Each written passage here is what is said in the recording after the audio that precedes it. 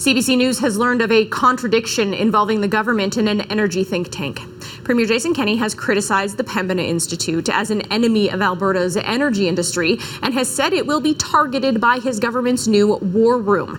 But as Jenny Russell reports, court documents filed by Kenney's own government paint a very different picture. For months, Premier Jason Kenney has portrayed the Pembina Institute as a foreign-funded organization with an anti-oil, anti-pipeline agenda. At least that's the public narrative. But court documents filed by the UCP government in its challenge of the federal carbon tax praise the institute.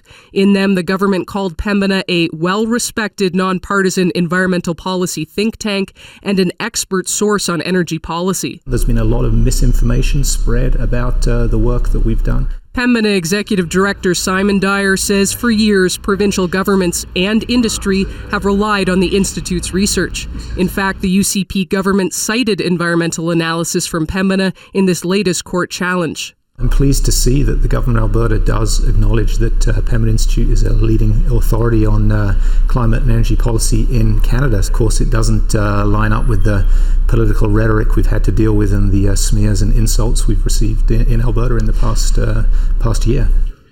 Kenney has said Pembina will be a target of the government's $30 million a year energy war room, as well as a public inquiry into alleged campaigns against Alberta's oil and gas industry.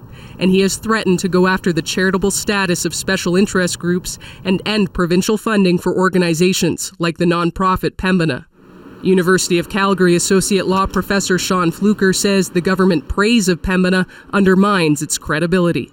What this suggests to me is that the stated purpose of the public inquiry and the war room might not necessarily be what the real purpose is.